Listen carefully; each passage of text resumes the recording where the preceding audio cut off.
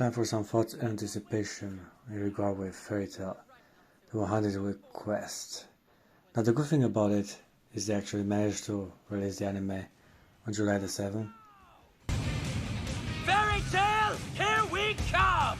And it does have a significant honorifical value with the lore of the anime, considering that 7th of July 777 is supposed to be a very important day, as all the dragons disappeared, but there's a plot twist around that, and which is gonna be a bit more touched upon in the 100-year quest.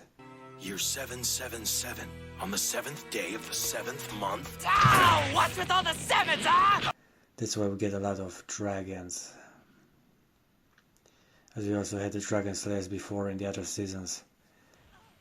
Now, what I'm expecting is a lot of fan service, and in my opinion, we might actually get an arc that's actually good on of itself.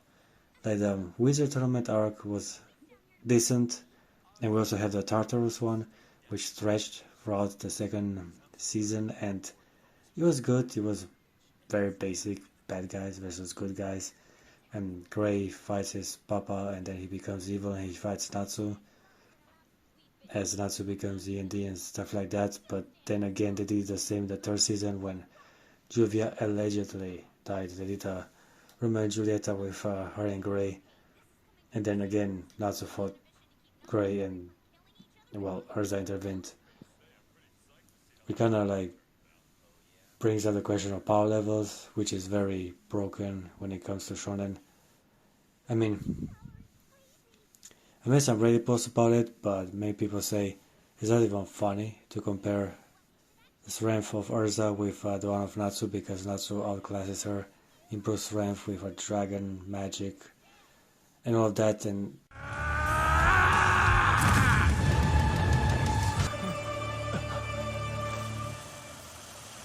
I mean, Urza does have the Flame Empress armor. So now Natsu's flames will only be half as effective. But again, that only absorbs some damage, it doesn't nullify it, which does mean a lot. I mean, Natsu can generate a lot of firepower, and he can pretty much break iron, like he did with Gajira.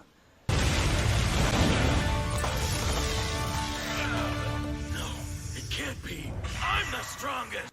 So as I say, they've met before, they had fights before. At the beginning, Urza was S-class, and she was like above in rank and even in strength. But then again, Natsu evolves a lot ever since that tower arc. He got the scales, and then he just becomes way too powerful. He's like, he has these Goku superpowers that become stronger and stronger as he gets angry, kind of like Hulk Smash and stuff like that. I had a friend who told me that basically, if you see like this, Natsu is basically Goku. He keeps getting stronger and stronger. We have to defeat, and just has this plot armor. While Urza is Iron Man. So Iron Man is pretty cool and strong, and he whatever. I mean, I get his reference because she does all this equip magic with all her armors, and even has the seductive one, which is pretty fun because it really adds to her dorkiness and all this arsenal of weapons she has. And well, there is that. I may have bought the seduction armor for private use, but perhaps... I am not Lucy! I have a warrior's pride! even the swords she uses, it changes when she gets to the Japanese attire. She gets that awesome katana. It's all fun. Without shedding all armor. Blossom! But then again, she's not on the level of a brawler like Natsu. But then again, it's up to the writer. Depends on circumstance and strategy, on what she has at her disposal. From what I know, she fights Laxus in the manga. And again, my friend told me that Laxus is basically Broly. He's like the Hulk, just just with blonde hair. So yeah, she fights Laxus in the manga, and from what I think it happens, she collapses before Laxus, so she barely doesn't make it. So Laxus edges her out, which is to be expected. In my opinion, Laxus is stronger than Gildas.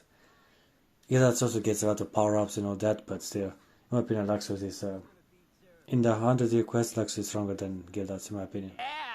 As I'm saying, I'm expecting a lot from the manga. I'm expecting to be the best arc Fate had, because it has a lot of possibilities what they can do right now, and a lot of awesome villains from what I've seen. They got Celine, which is this amazing blonde evil girl that looks like evil mother from Lucy. She's this awesome dragon form, and she seems to be very powerful. She's like a goddess. And then again, it's Kiria, who fights Urza and Lucy. From what I heard, she defeats Urza because she can cut things, including non-tangible elements like confidence, which made Urza very obedient and weak. There you get all the awesome fanservice scenes with her parading like a dog.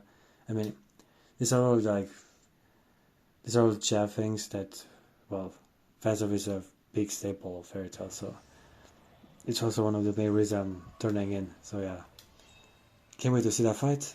Overall, yeah, I'm expecting great things from this series, and I bought 2 volumes of the manga, the 14 and the 15 one, and as I can see for it, he has a lot of nudity.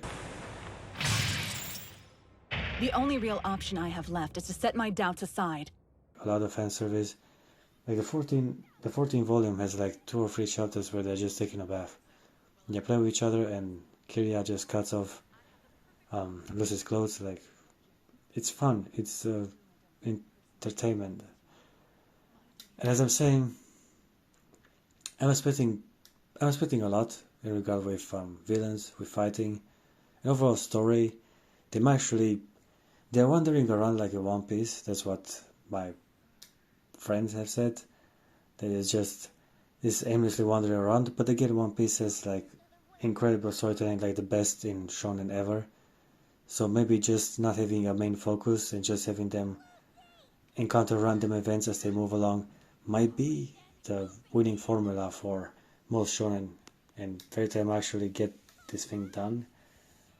I mean, for example, Nikke, Goddess of Victory, the main story is more cohesive and has a lot more weight to it in regards with lore and overall action and all that, but it feels very static, very repetitive, and very formulaic, while the events, when it comes to having a bunny girl costume contest or a race, or trying to steal a diamond in a heist, or a maid cafe, or as of now a beach episode where you go to a beach and see the surroundings to see if it's suitable for habitation, and then you get all this romance option, or the swimsuits, or the ovas and the fan service.